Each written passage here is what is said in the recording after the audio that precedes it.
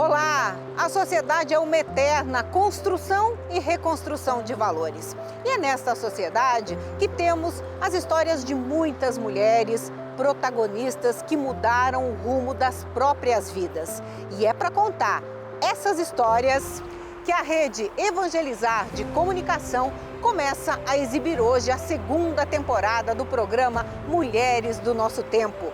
Mulheres contemporâneas que caminham de mãos dadas com a fé, a esperança e o amor.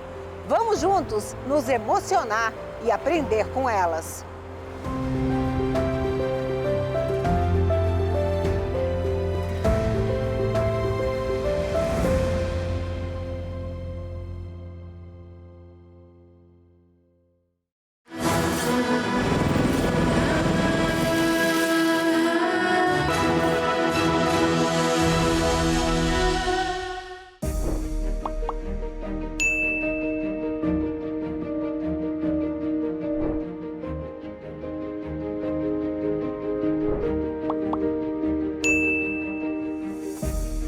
E a história de hoje ganha vida nesta biblioteca, na Vila Maria, Zona Norte de São Paulo. Era para cá que Luciene Miller vinha em busca de abrigo, afeto e conhecimento. Vítima de maus tratos dentro da própria família, Luciene viveu nas ruas dos 4 aos 11 anos de idade.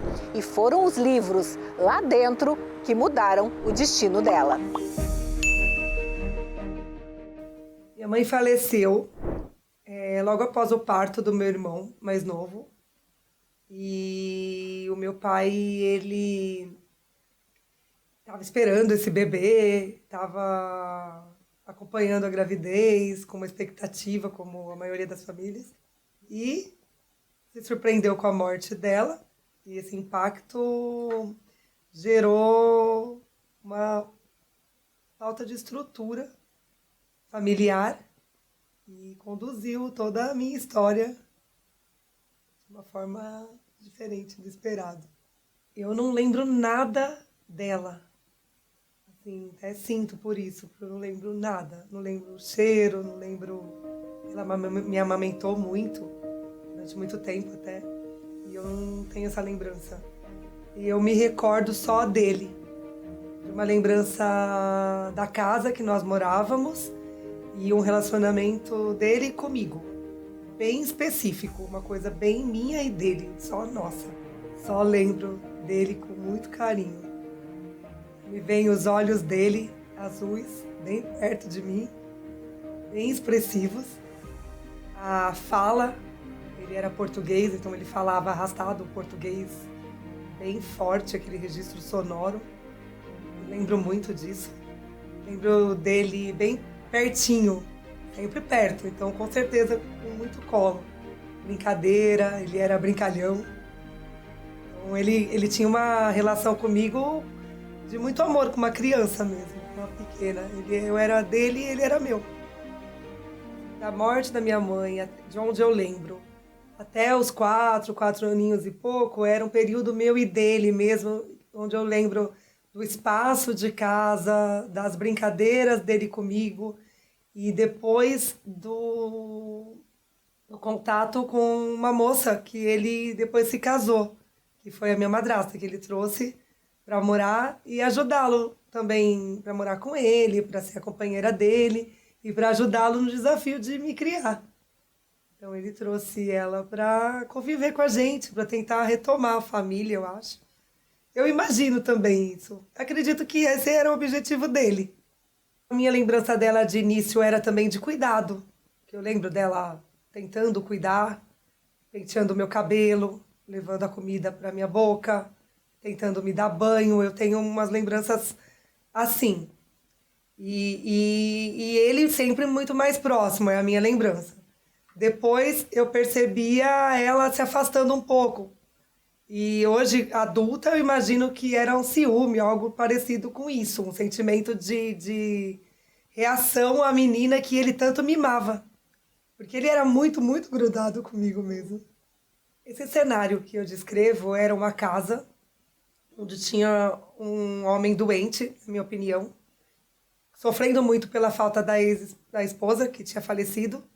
perdido porque o filho que nasceu desse parto foi para adoção, com a menina indefesa, pequena ainda na mão dele, e ele se sentiu inseguro, isso é uma interpretação minha, e trouxe essa mulher que não tinha muita experiência com o cuidado com uma criança, que sentiu ciúme pela relação que eu tinha com ele, e que a reação dela foi violenta.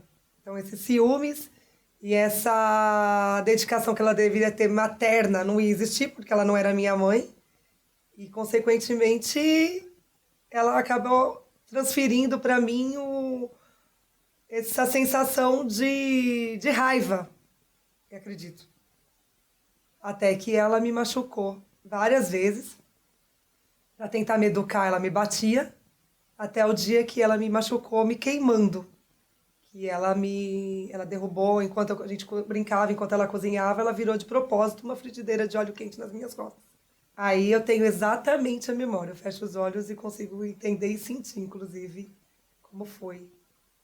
Ela virou, ele brincando comigo, eu corri atrás, ela virou.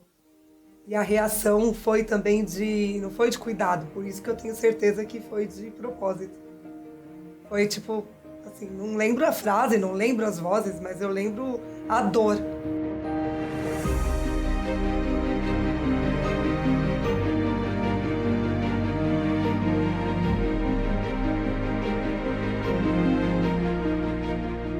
Então eu não me recuperei até hoje.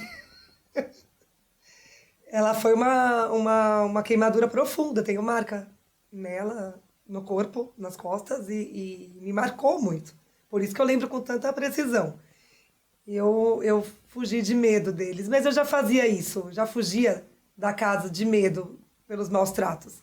Dessa vez foi só a vez que mais me assustou. E aí eu procurei não voltar, porque eu voltava. Eu lembro da rua, das casas perto, então não me lembro tão assustada assim, porque estava na minha... Ainda pode ser que alguma coisa explique, né, psicologicamente, mas não me assusto de lembrar dessa fuga.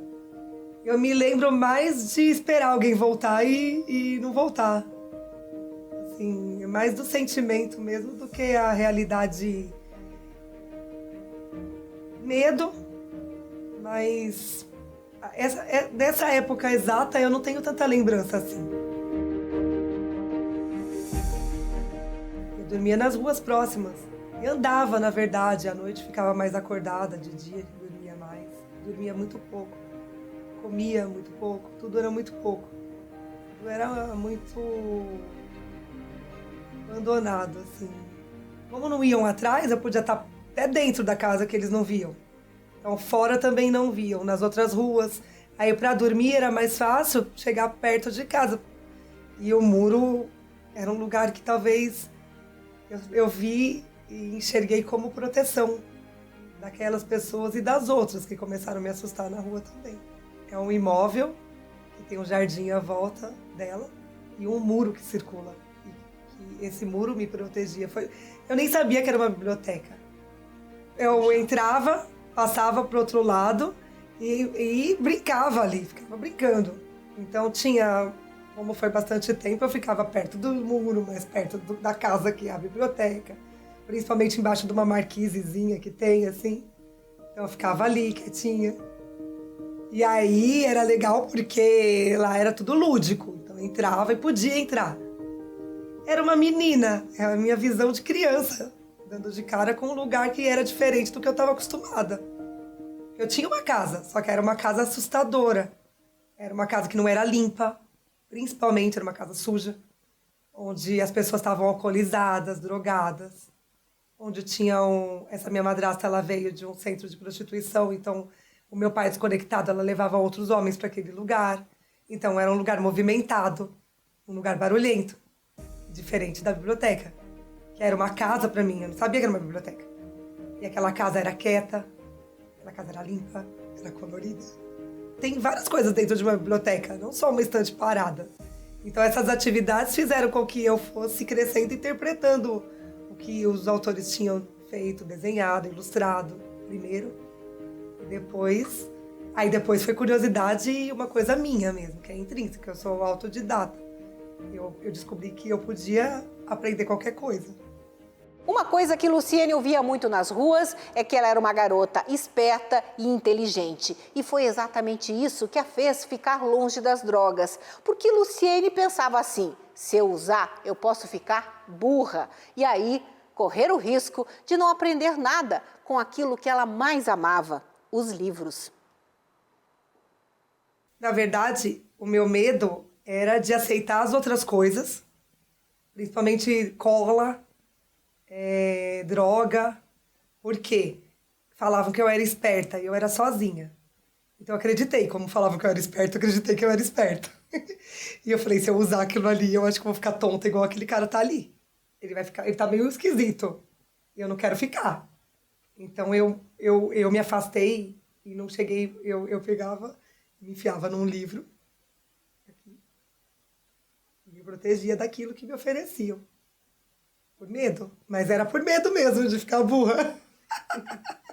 E também porque tinha medo do que eu tava vendo, porque eu sempre fui muito observadora. E tinha muita coisa errada, né? Assim, na minha visão de criança, tinha alguma coisa esquisita, desde dentro de casa. Mas com certeza a literatura me mostrou outro tipo de vida, outros mundos. E a diversidade é tamanha que me mostrou que aquilo não era para sempre. E que eu podia ter esperança de mudar. Eu acho que parte também do que aconteceu comigo foi de tanto ouvir que eu seria igual a todo mundo, que eu engravidaria cedo, eu repito isso, eu ouvi isso criança, eu ouvia que eu ia engravidar.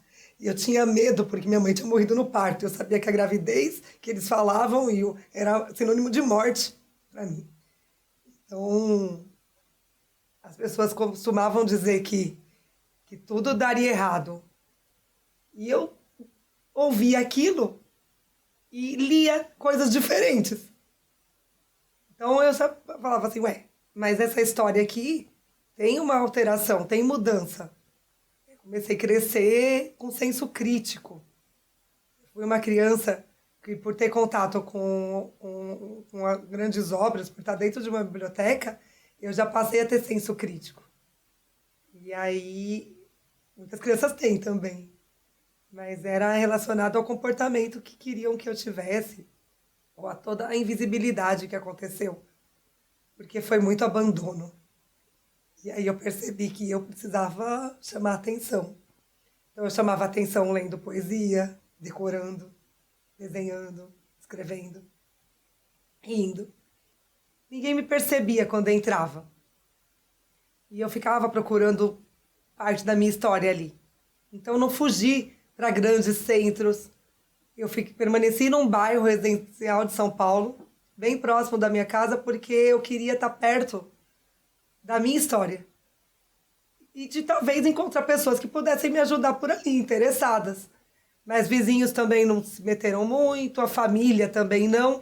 Até que parte da minha família, a irmã da minha mãe, a minha tia Virgínia, ela percebeu que a Lu não estava segura. Quando ela descobriu isso, ela tentou me abordar. E ela foi aos poucos fazendo isso. Então ela me levou para casa, depois eu fugia, ela me pegava de novo. Eu inventei de voltar para casa do meu pai, já que ela não queria que eu ficasse na rua. E meu pai foi falar com ela, mas ele era totalmente desequilibrado. E ela foi nessa tentativa até que ela conseguiu, em definitivo, aos 11, me manter dentro da casa delas.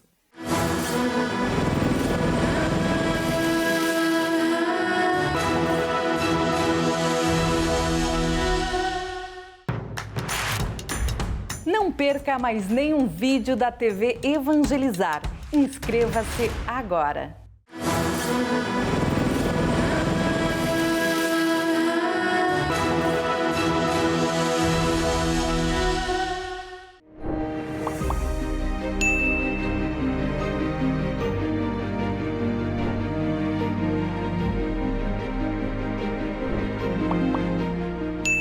Quando eu fui morar sozinha, tinha uma coisa que eu não tive na casa das tias, nem na casa da prima, nem na casa das amigas.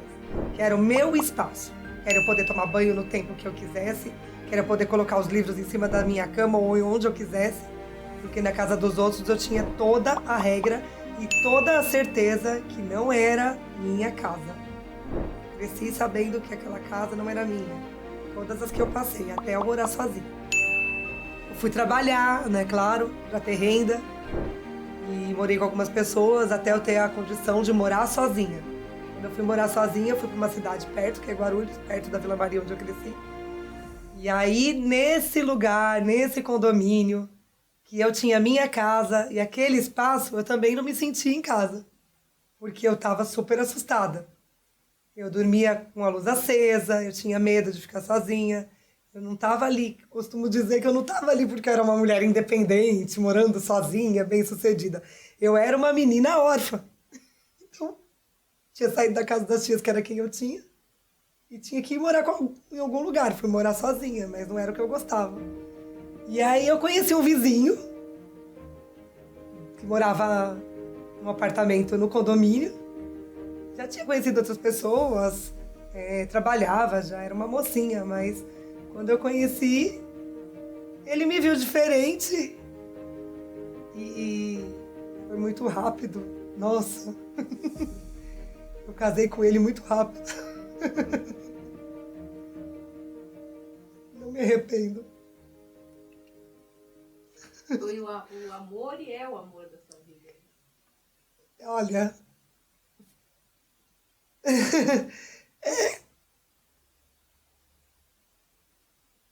parceria pura, assim, de poder conhecer a família dele, que foi o meu maior presente. Descobri o que era ter uma mãe, porque como eu me afastei da minha e nunca foi substituída, eu não sabia como era. Eu descobri depois, quando a mãe dele me deu café com leite, quando ela me deu uma blusa de frio. Ele me conheceu, nós nos casamos em uma semana. Como a família dele interpretou isso com muito amor. Foi um presente que eu ganhei. E aí sim, eu fui ter a minha casa, meu espaço, minha família. Foi então que, aos 22 anos, uma menininha de cabelos arrumados entrou na vida da Lu e ela descobriu o que significava ser mãe.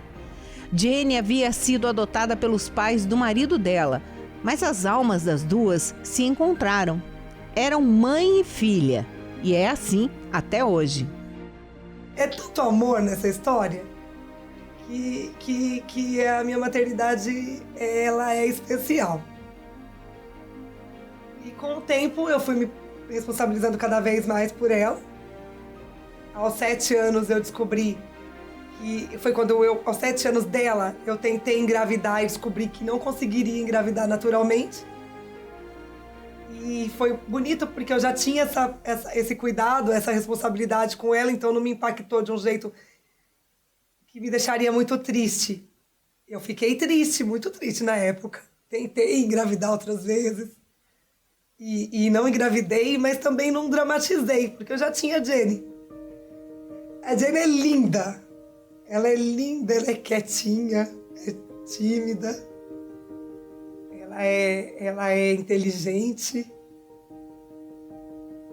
É muito minha amiga. Muito, muito, muito. Hoje em dia, muito. Sonha comigo, acredita em mim. Nossa, acho que é uma das pessoas que mais me incentiva, junto com o Mar e outras pessoas que me ajudam muito. Ela me apoia. Nossa, e ela é uma mulher forte, ela me ensina muito. Eu sou mais menina que ela. Como eu brinco que eu não tive infância, ela é mais forte, parece. E um dia, Luciene teve coragem de mergulhar na própria dor e escrever um livro contando toda a sua história. O nome do livro? Colo Invisível. Exatamente porque ela nunca teve um colo que resolveu inventar um. Colo Invisível, o título vem do capítulo do meio do livro, que chama Colo Invisível. Quando eu narro a passagem da biblioteca e a minha busca pela mãe e que eu não tive. Só que o livro ele ia chamar Criança Sem Mãe Não Dorme Cedo. porque eu sou muito voltada à literatura e acho que é um título bem lindo, literário. Porém, ele é muito forte e o Colo Invisível no meio, que narrava essa parte em relação a eu imaginar eu na biblioteca enquanto eu dormia, eu deitava, eu adormecia no colo da minha mãe. Como eu imaginava nas historinhas, as crianças, os pais contam as historinhas para as crianças até elas adormecerem. E até as historinhas contam essa história. Então é bonitinho, porque a realidade dos pais que leem para as crianças, ela repete o que tem nos livros infantis também. E eu lia isso. Então eu me imaginava uma mãe invisível e eu deitando no colinho dela para dormir. Foi um processo de autoconhecimento, foi uma decisão depois de uma palestra num albergue, onde eu falei a minha história e fiz diferença na vida de algumas pessoas. E aí eu decidi que eu poderia contar e estava pronta para contar a minha história de uma forma que impactasse outras histórias. Procurei, da minha maneira, escrever, me colocar ali e representar a história de crianças que são violentadas, que são abandonadas, negligenciadas, principalmente de famílias disfuncionais. E ali, como eu represento com a minha história, com a minha verdade, a história de outras pessoas, ela se torna ficção também. E hoje em dia eu faço um trabalho de palestrar, de ensinar na Escola Superior do Ministério Público na perspectiva da vítima. Eu falo para toda uma rede que trabalha na proteção e na implantação da legislação a favor de crianças e adolescentes, para garantir esses direitos, desde um conselheiro tutelar, um psicólogo, um educador, um policial, um promotor, um juiz, a sociedade como um todo e a todos os que não fazem parte, mas que têm interesse em mudar isso e entender que as famílias são disfuncionais, que precisam de atenção, que precisa se debater sobre violência infantil e violência doméstica, que é necessário não julgar uma criança, é preciso ouvir quando ela fala que foi abusada, que tem que ter uma escuta especializada para não revitimizar, que uma criança que abusa a outra também é vítima, que tem todo um estudo, tem todo um comportamento e um mundo onde uma violência histórica no mundo e nesse país tem que ser falada. Foi por isso que eu invadi esse espaço também. Eu tenho um canal que chama Bibliotequeira no YouTube, onde eu falo do processo editorial de livros, falo sobre livros, sobre bibliotecas, a arquitetura delas, acervo, e falo da importância dos livros na minha vida e deles como agentes transformadores. É um fomento, um incentivo à leitura. Um canal que espero que cresça bastante e mostre a importância dos livros e do caminho dele.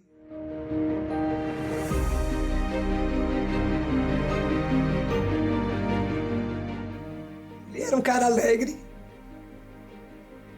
bem-sucedido, tinha uma família e não soube lidar com a morte. Como muita gente, ninguém está preparado para lidar com isso. Ainda mais uma morte repentina, que desestrutura tudo. Ele perdeu tudo, então não tem como julgá-lo. Todo mundo, muita gente na minha infância acha que tudo que eu passei foi culpa dele, por ele ter levado uma mulher para morar lá, por ela ter sido violenta, por ele ter sido negligente. Isso eu também não tiro essa responsabilidade dele. Mas não tem, a responsabilidade é uma coisa, a culpa é outra. Inclusive dela, o que todo mundo se surpreende. Ela também sofreu muito. A gente está falando de uma mulher nova, que era prostituta, explorada, onde teve outros filhos, que teve que dilapidar, deixar nos lugares. Quando ela se viu numa família, um homem mais estruturado, tirou ela daquele centro, levou para casa, deu uma casa, uma filha para cuidar, ela trouxe outras filhas para aquele lugar, porque ela com certeza devia ter sonhado com o ambiente para ela. Eu nem sei descrever o quanto ela deve ter sofrido antes disso. E só que, claro, como muita gente que sofre violência, ela repassou Eu, com uma cultura adquirida, com o meu trabalho, de estudar a violência, de entender, porque eu fui estudar o que aconteceu comigo. E eu perdoei justamente nesse sentido. Porque eu sei que o que ela passou, muita gente passa. Mas por isso debato e tento expor a minha história para evitar que essas pessoas que sofrem, elas transformem a própria dor numa dor do outro. É o que ela fez comigo. E eu não tenho dúvida que ela me amou também. Só que do jeito só dela. Eu sei também que tudo isso foi porque a gente tem uma sociedade que historicamente julga os outros. E aí julgar uma menina de rua e julgar uma menina de uma família sem mãe é fácil. Então imagina a quantidade de gente que passou por mim e que me fez sofrer. Só que me fortaleceu de alguma forma, porque foi por meio dessa dor que eu provei e quis provar que a gente pode mudar. E também não me prendi a tudo isso. Fui olhando para frente, fui estudar, trabalhar. Esquecer um pouco da dor, né? Porque senão eu vou ficar levando isso para sempre, mas faz falta. Ter crescido com os meus irmãos, ter brincado mais. Tive que ser muito responsável, levo isso até hoje. Sou toda workaholic, tudo eu tenho que ser perfeita. Acho que talvez ser menos, mesmo sorrindo e tudo, ser mais descontraída, mais leve. Acho que me fez falta uma família, né? Acho que fez falta. Só que hoje não faz mais. Mas fez. Num período mais importante. No período que eu mais precisei.